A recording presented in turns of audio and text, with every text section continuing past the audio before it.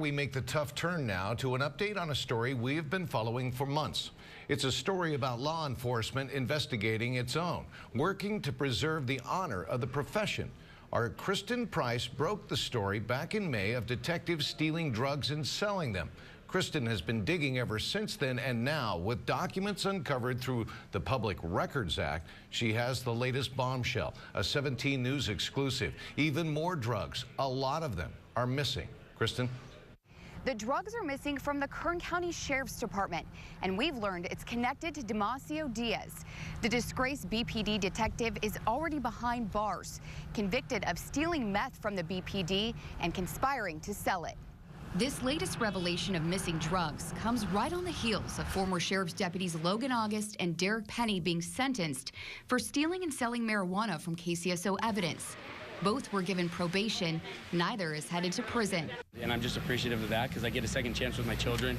I get a second chance as a husband and as a community member of Kern County. I'm ready to just move on and move from here. I submitted a public records request to find out what else was unaccounted for. Turns out marijuana isn't the only drug missing. Sheriff spokesman Ray Pruitt says 1.9 pounds of cocaine is unaccounted for, worth approximately $50,000.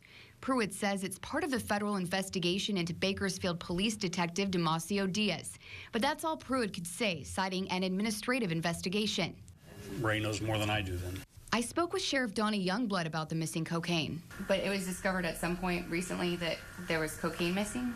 If you're talking about the federal investigation, you'd have to check with them. So I tried. The U.S. Attorney's Office that prosecuted both the KCSO and BPD corruption cases said they couldn't provide me the information. I submitted a Freedom of Information Act request to the FBI, but the Bureau hasn't responded yet. This isn't the first time evidence has been missing from the Sheriff's Department. In 2008, a 19-year-old civilian employee stole 20 guns. At the time, the sheriff had this to say. I'm angry over this whole episode and ultimately learned that he had taken several firearms from the sheriff's property room and they'd been disposed in various locations. With the recent revelation, the sheriff isn't as forthcoming. I'm not going to speak on the federal investigation because it's not ours, and I really, it'd be inappropriate for me to do that. We posted the entire interview with the sheriff on our website, kerngoldenempire.com, and we'll continue to follow this story. As soon as we get a response from the federal government, we'll let you know. Sheriff Donnie Youngblood is opening up tonight about $50,000 in missing cocaine from his department's property room. We submitted a records request that revealed nearly 2 kilos of cocaine is unaccounted for, connected to disgraced BPD detective Demasio Diaz. At first, Sheriff Youngblood refused to elaborate, citing an ongoing administrative investigation. Sheriff Youngblood now says Diaz and a deputy checked out cocaine from KCSO's property room in 2012 for a reverse sting, where undercover officers presented the drugs to potential buyers. The sheriff says Diaz told the deputy he would take care of checking the cocaine back into the property room. Part of the drugs were apparently never returned. The FBI denied our request for the investigation report on Demasio Diaz. We begin this hour with new and shocking revelations into law enforcement corruption here in Kern County. Our Kristen Price has uncovered court documents linking corrupt Bakersfield police detectives to dishonest sheriff's deputies. She found plea bargain agreements that offer minimal sentences for crimes investigators say were committed while the deputies were supposed to be serving and protecting the community. Kristen joins us now with exclusive new details. Kristen. Jim, 2 former sheriff's deputies quietly have agreed to plea deals, admitting to stealing and selling drugs. According to court documents, the investigation into former Bakersfield police officer Patrick Mara's dirty dealings revealed he was working with at least 2 sheriff's deputies, Logan August and Derek Penny. A plea agreement states the 3 took marijuana collected during drug busts and sold it, pocketing thousands of dollars. Logan August and Derek Penny were partners and best friends, both working for the Sheriff's Department for about 7 years when investigators say they began abusing their authority. According to a federal court document, during an 8-month period in 2014, August stole marijuana during 10 grow operation busts. Documents state he admits he gave 25 pounds of marijuana to a person who previously worked for him as a law enforcement informant. The informant sold the drugs and split the profit with August, providing the deputy $15,000. Investigators say Penny and then BPD detective Patrick Mara became involved a couple months after August started these dealings. The plea agreement states on September 17, 2014, Penny and August used their department-issued keys to access KCSO's marijuana storage unit. Investigators say the deputies cut the tops off plants and hid the most valuable parts at Penny's house. 8 pounds of marijuana was harvested, again given to the former informant and sold. Documents state Penny and August each made $1,200 off that deal. Mara also received an undisclosed share of the profit. Mara's partner and former BPD detective Demasio Diaz is not mentioned in the case. Diaz's attorney, David Torres, is now representing August. Last May, he had this to say about the investigation. This is going to actually expose a substantial amount of police corruption that has been happening here in Kern County, and that is primarily with some of the narcotics units. U.S. Attorney Philip Talbert also alluded last year there would be more to this investigation. Each one has been cooperative, and we're hopeful that that will continue, and they'll continue to be cooperative, and our investigation will bear some more fruit.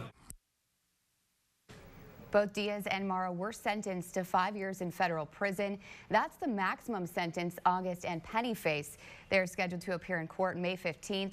Documents also state there are others, both known and unknown to investigators, who were involved.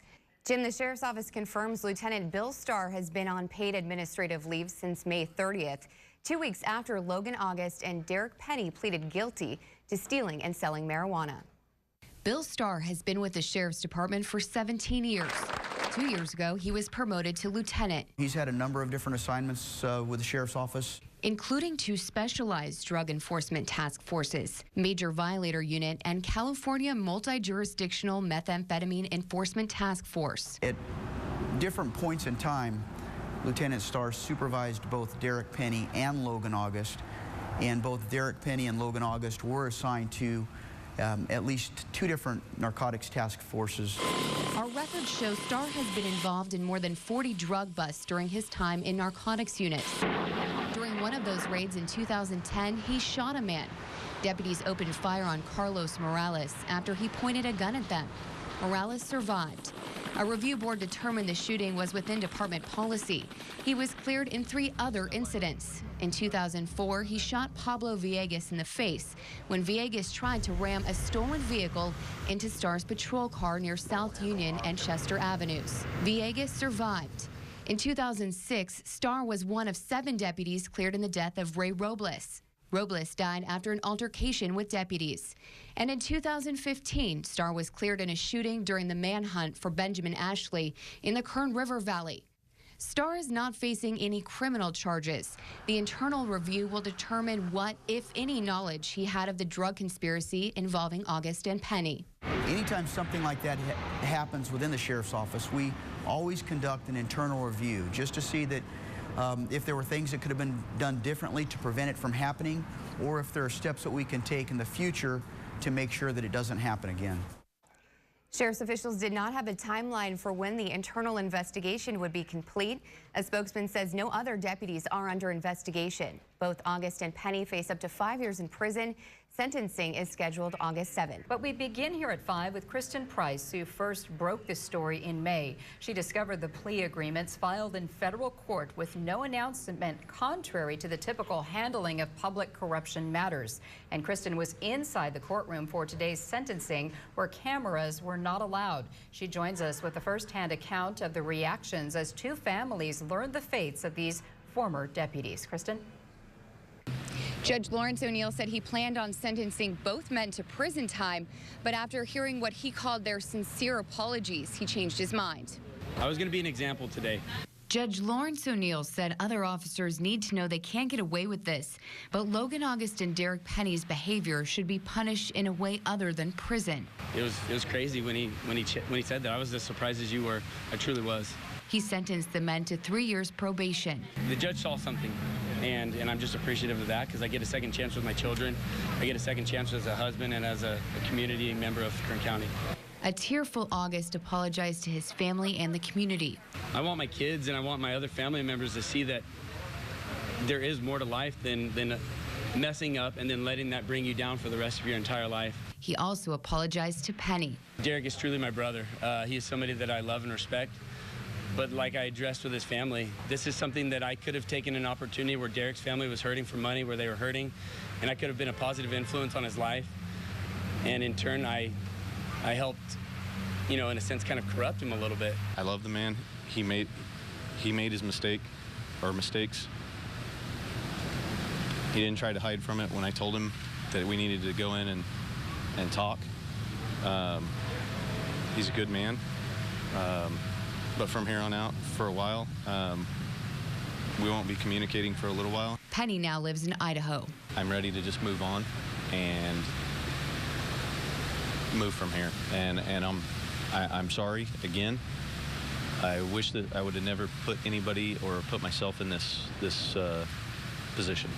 Part of the sentence included community service. August will serve 1,500 hours, Penny 250. In Fresno, Kristen Price, 17 News.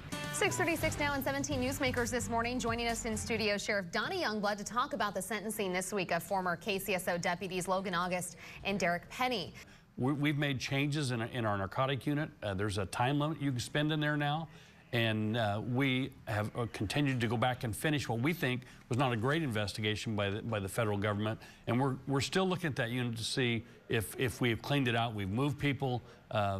This is something that we just can't allow. We're at a time when we're trying to build trust across this country with our communities, and something like this happens, and then a judge does what he does, it really hurts us.